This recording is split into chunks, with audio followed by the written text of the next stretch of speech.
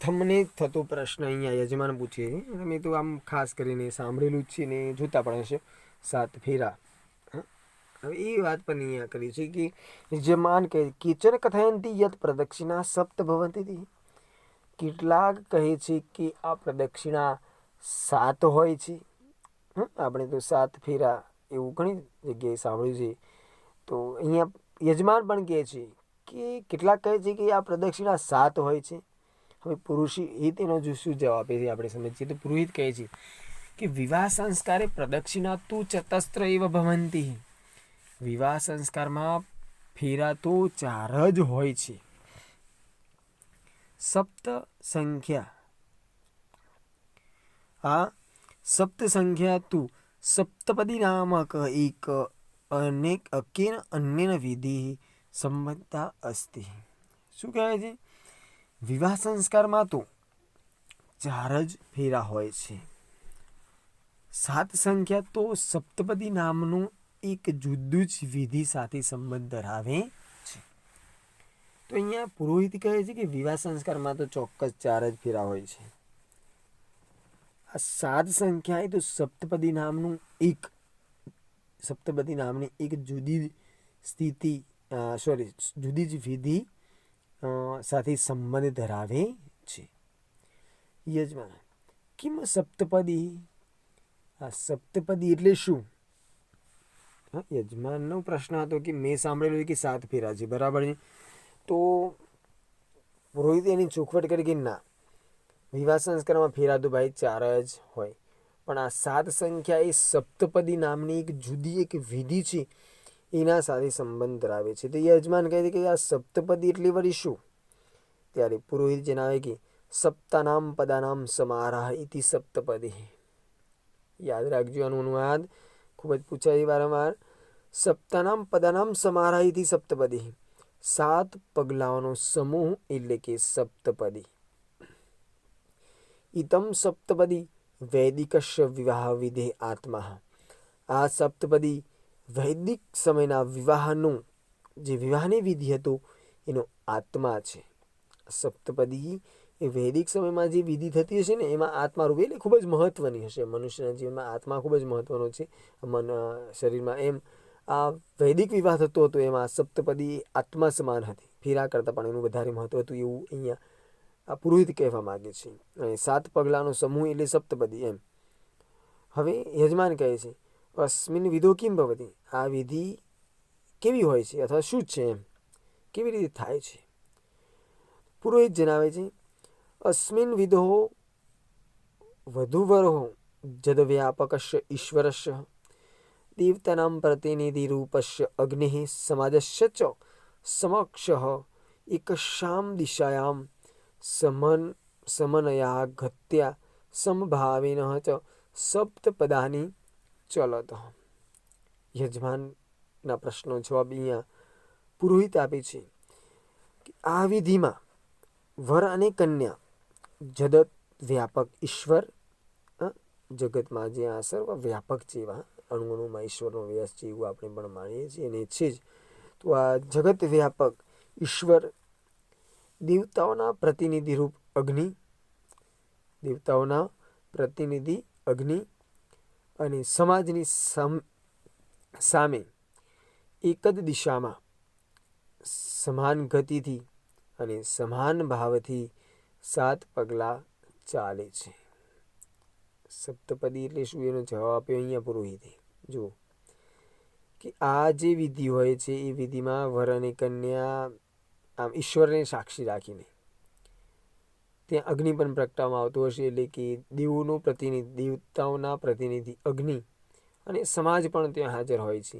આ સમાજની સાક્ષીમાં કેવી રીતે? તો એક જ દિશામાં, કોઈ એક દિશામાં ચાલવું, પૂર્વ તરફ તો પૂર્વ તરફ સમાન ગતિથી ચાલવું, એક જ સાથે જ આમ પગલાં મૂકવા સમાન ગતિથી અને સમભાવથી સરખી ચોક્કસ સમાન ભાવના, બંનેમાં સમાન ભાવના રાખીને જે 7 પગલાં માંડે છે એને સપ્તપદી કહેવાય એવું અહીંયા આ પુરોહિત જણાવે છે. યજમાન અશ્ય કિમ તાત્પર્ય. આનું શું તાત્પર્ય છે? યજમાન કહે આ 7 પગલાં સાથે ચાલવાનું તાત્પર્ય શું છે એમ? તો પુરોહિત હવે એનો જવાબ આપશે કે વિવાહ વિધિના વયો વર્ષ ચ આત્મનો એક્ય સાથે. વિવાહની વિધિમાં વર અને કન્યાનો આત્માનું એક્ય સધાય છે. તેમના બંનેના આત્માનું એક્ય એટલે કે એ બંને વચ્ચે સમાનતા, એકતા, એકરૂપતા સદાય છે. બંનેમાં એકરૂપ થાય બંને પતિ પત્ની, એ બાબત યોગ્ય હોય છે. એટલે કે એ આત્માની એકરૂપતા થાય છે. અર્થાત શરીર ભિન્ન આપી વરવધુ આત્મા એકત્વમ ભજત. એટલે કે વર અને વધુના શરીર જુદા જુદા છે, પરંતુ બંનેનો આત્મા એક જ બને છે. એક બનવો જોઈએ, એક બને છે. આત્માના એક્યત્વ ઉભયો ગમનસ્ય દિશા ગતિ સર્વત્ર સમાન ભજત. આ આત્માના એકત્વ ભાવના બંનેના એકત્વ થાય, એકરૂપતા થાય માટે બંને એક જ દિશામાં સમાન ગતિથી ચાલે છે. દિશા સમાન, એક દિશામાં સમાન ચાલવું એટલે કે વિચારોની એકતા થાય, બંનેના વિચારો એકતા થાય. એટલે પછી એવું ના થવું જોઈએ કે એક ક્યાંય વિચારતું હોય ને ક્યાંય વિચારતું હોય. બંનેના વિચારોમાં પણ સમાનતા હોવી જોઈએ. ગતિની સમાનતા એટલે કે ઉદ્યોગે સમાન સહભાગિત્વ. ગતિ સાથે ચાલવાની જે વાત છે એનું કારણ એ છે, અહીંયા જણાવે પુરોહિત, કે કોઈ પણ ઉદ્યોગ એટલે કોઈ પણ જે વ્યવસાય હોય છે એમાં સહભાગિતા સરખો એનો પણ ભાગ હોવો જોઈએ.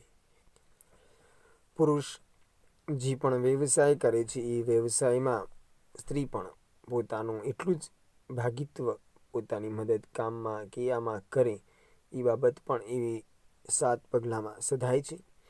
વર વધુ યદા સમાન ભાવે વિચારત. વર અને વધુ જ્યારે સમાન ભાવે વિચારે છે ત્યારે ઉદ્યોગ અને સમાન રીતે ઉદ્યોગ કરે છે ત્યારે ગૃહસ્થ આશ્રમનું લક્ષ્ય અવશ્ય પ્રાપ્ત થાય છે. ચોક્કસ તેમને ગૃહસ્થ આશ્રમનું જે ચોક્કસ એક લક્ષ્ય હોય છે એમને ચોક્કસ પ્રાપ્ત થાય છે. તો અહીંયા પુરોહિત દ્વારા ચોક્કસ એક બાબત જણાવી કે 7 પગલાંનું શું મહત્વ છે. તો 7 પગલામાં સમાન દિશા રાખવામાં આવે છે. એનું કારણ એ છે કે તેમના બંને વચ્ચે એકત્વ સધાય, તેમની વચ્ચે આત્માની એકતા થાય, બે શરીર પણ એમનું જે વિચારવાનું જે મન છે એ એક બને, એમની દિશા સમાનના કારણે તેમના વિચારોમાં સમતા આવે, એમની ગતિ સમાન હોવાના કારણે તેમનું ઉદ્યોગમાં કાર્ય કરવાની બંનેની જે પણ ભાગીદારી એ સરખી થાય અને તેમના વિચાર એક થવાના કારણે આ રીતે જો એ લોકો વ્યવસાય કરે છે તો ગૃહસ્થ આશ્રમનું જે પણ લક્ષ્ય હોય છે, અંતિમ ધ્યેય હોય છે, તે ચોક્કસ પ્રાપ્ત કરે છે એવું અહીંયા આ પુરોહિત જણાવે છે. યજમાન ગૃહસ્થ આશ્રમ કિમ લક્ષ્યમ. ગૃહસ્થ આશ્રમનું લક્ષ્ય શું હોય છે? જો તમે પેલા એ લક્ષ્ય ચોક્કસ ગૃહસ્થ આશ્રમ પર એનું લક્ષ્ય શું હોવું જોઈએ ત્યારે પુરોહિત આગળ વાત કરે છે કે સપ્તાનામ પદ્યામ યાની સપ્તપદાની સંધિતાની એક લક્ષ્ય સૂચવે છે. 7 સપ્તપદીમાં જે 7 પગલાં હોય છે તે દરેકનું અથવા તે એક પગલાંનું એક લક્ષ્ય સૂચવે છે. ઇદમ વિધિ કુર્વનઃ વરઃ વધુશ્ચ મંત્રસ્ય ઉચ્ચારણમ કૃતઃ તત્ર ઇમાની સપ્તલક્ષાણી સૂચયંતી સંતિ. શું કહે છે કે આ વિધિ કરતી વખતે વર અને કન્યા જે મંત્રનું ઉચ્ચારણ કરે છે તેમાં આ 7 લક્ષ્ય સૂચવવામાં આવ્યા છે.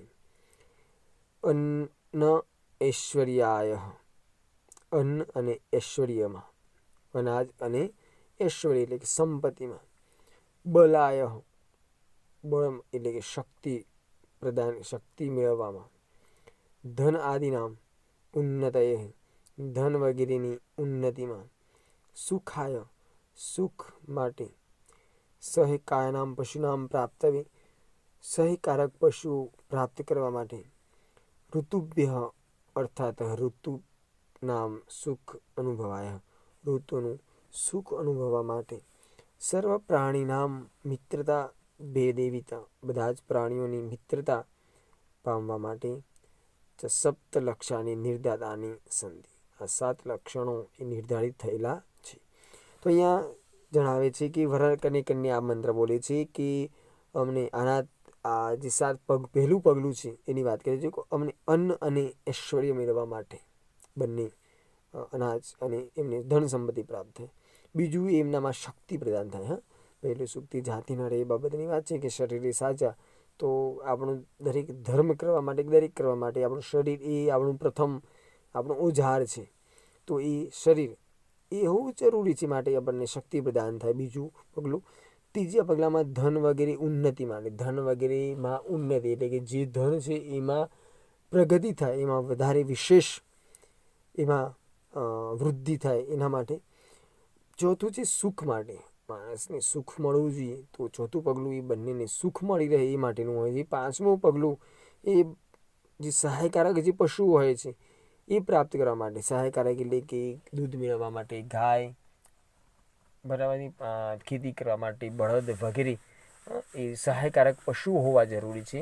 તો એ સહાયકારક પશુઓ મેળવવા માટે પાંચમું પગલું હોય છે. છઠ્ઠું પગલું એ ઋતુઓ જે હોય છે, ઋતુઓનો સુખનો અનુભવ કરવા માટે. આ પ્રકૃતિ હોય છે, એ પ્રકૃતિ એમને પૂરતો આનંદ આપે એને માટે હોય છે. અને સાતમું પગલું એ બધા પ્રાણીઓ સાથે મિત્રતા થાય એના માટે આ સાતમું પગલું હોય છે. એવા લક્ષ્ય અહીંયા નિર્ધારિત કરેલા છે એવું અહીંયા યજમાન ને આ પુરોહિત જણાવે છે.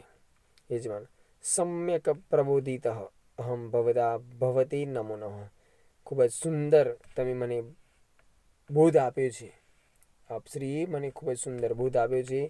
આપને નમસ્કાર હો, તમને નમસ્કાર હો. પુરોહિત કહે છે સ્વસ્તિ ભવતે, તમારું કલ્યાણ થાય. સ્વસ્તિ એટલે શું? તો કલ્યાણ, તમારું કલ્યાણ થાય. સત્ય સંતુ યજમાન કામ, સાચે યજમાનની બધી જ કામનાઓ પૂર્ણ થાય, તમારી બધી ઈચ્છાઓ પૂર્ણ થાય એવો એને આશીર્વાદ પણ અહીંયા આપવામાં આવે છે. તો અહીંયા આ પાઠમાં ખૂબ જ સુંદર એવી માહિતી આપણને મળી છે કે લગ્ન વિધિમાં જે ફેરા 4 હોય છે, સપ્તપદી નામની વિધિ પણ તમે જો જાગૃત છો તો તમારા જે પણ પુરોહિત તમારા ત્યાં આવે છે એને જણાવી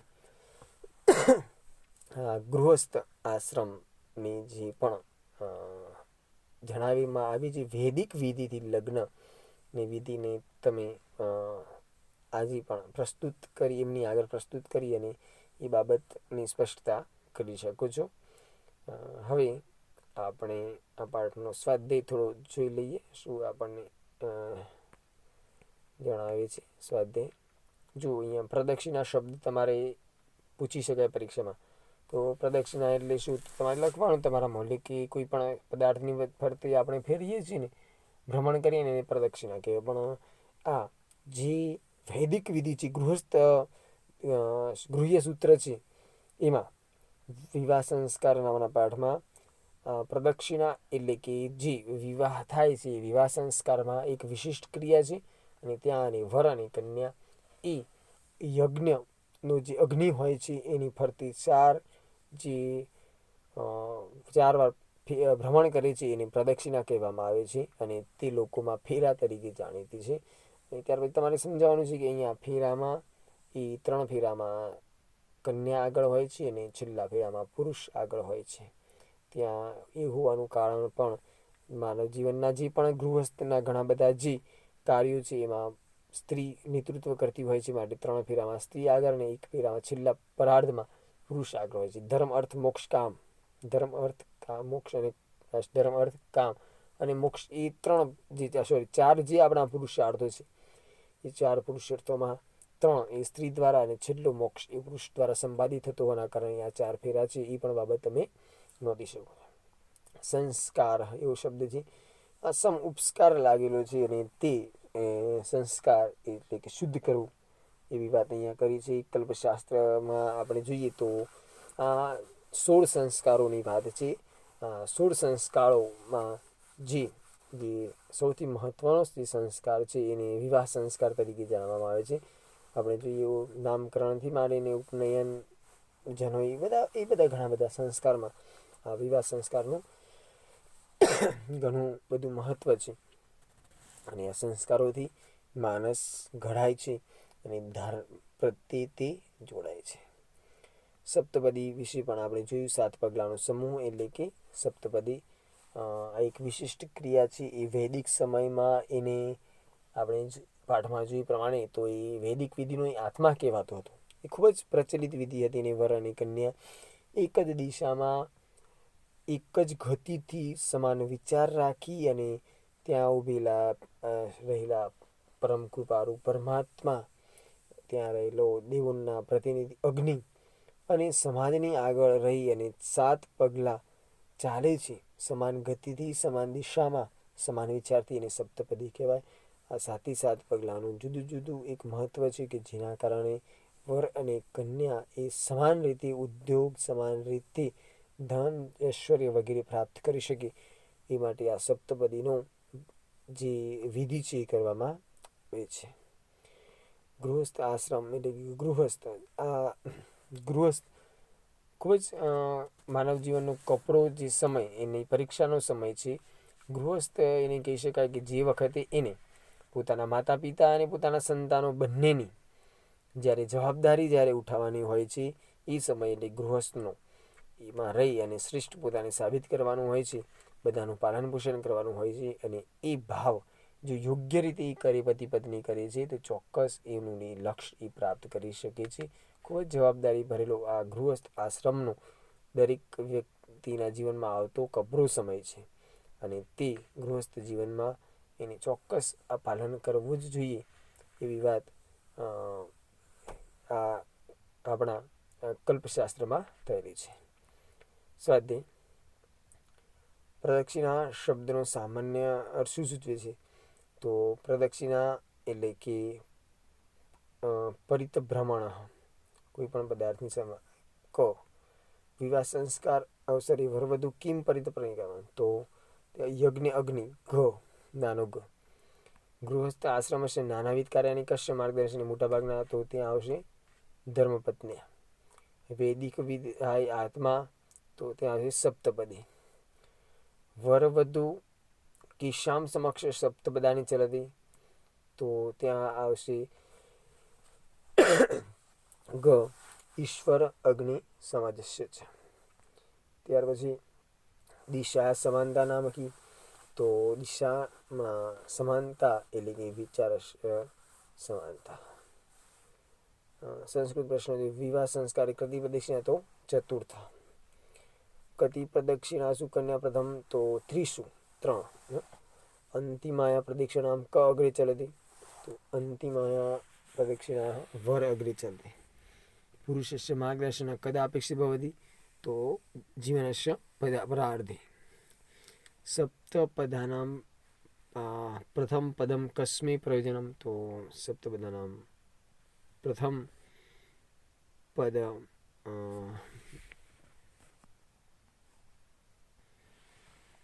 અન્ન ઐશ્વર્ય પ્રયોજનાય અસ્તિ તો ત્યાં આવશે કસ્મૈની જગ્યાએ અન્ન ચ ઐશ્વર્ય પ્રયોજનાય. વરી કયા કાર્યોમાં કન્યાનું અનુકરણ કરવાનું હોય છે? તો દરેક જે ધર્મ, અર્થ અને કામ એ જે કાર્યો છે તે પ્રકારના વિવિધ કાર્યોમાં અનુકરણ કરવાનું છે. અગ્નિને કોનો પ્રતિનિધિ? તો અગ્નિને દેવોનો સમસ્ત દેવોના પ્રતિનિધિ માનવામાં આવે છે. પ્રદક્ષિણા એટલે શું? તો કોઈ પણ વસ્તુની ફરતે ભ્રમણ કરવું એની પ્રદક્ષિણા કહેવાય. વિવાહ સંસ્કારમાં યજ્ઞની જે અગ્નિ હોય છે એની ફરતે ફરવું એને આ પ્રદક્ષિણા કહેવામાં આવે છે. પુરુષાર્થો કેટલા છે ને કયા કયા? તો ધર્મ, અર્થ. પુરુષાર્થો 4 છે: ધર્મ, અર્થ, મોક્ષ. ધર્મ, અર્થ, કામ અને મોક્ષ. વરવધુ કોને સાક્ષી માનીને 7 પગલાં ભરે છે? વરવધુ પરમ કૃપાળુ સમસ્ત વ્યાપી ઈશ્વર પરમાત્માને, દેવોના પ્રતિનિધિ અગ્નિની અને સમાજને સાક્ષી માની અને 7 પગલાં ભરે છે. વરવધુ ગૃહસ્થ આશ્રમનું લક્ષ્ય ક્યારે પ્રાપ્ત કરે છે? વર અને વધુ એ આ 7 પગલામાં નિર્ધારિત જે લક્ષ્ય છે, જે યોગ્ય વિધિ અનુસાર કહેવામાં આવેલ નિયમો પ્રમાણે જો એ કરે છે તો ચોક્કસ એ આ એક 7 સપ્તપદીમાં કહેવાયેલા જે પણ મંત્રમાં ઉલ્લેખિત છે એ બાબતને પ્રાપ્ત કરતાં તે બધા લક્ષ્યને પ્રાપ્ત કરે છે. વિવરણાત્મક નોંધની આપણે પહેલાં ચર્ચા કરી. ત્યાં સંસ્કાર, વિવાહ સંસ્કારનું મહાત્મ્ય છે તે આખા પાઠની જે બાબતો છે તમારે ત્યાં દર્શાવવાની છે. સંદર્ભ છે ધર્મ અર્થ કામ મોક્ષ ચતુર્વિધ પુરુષ સંદર્ભ. હા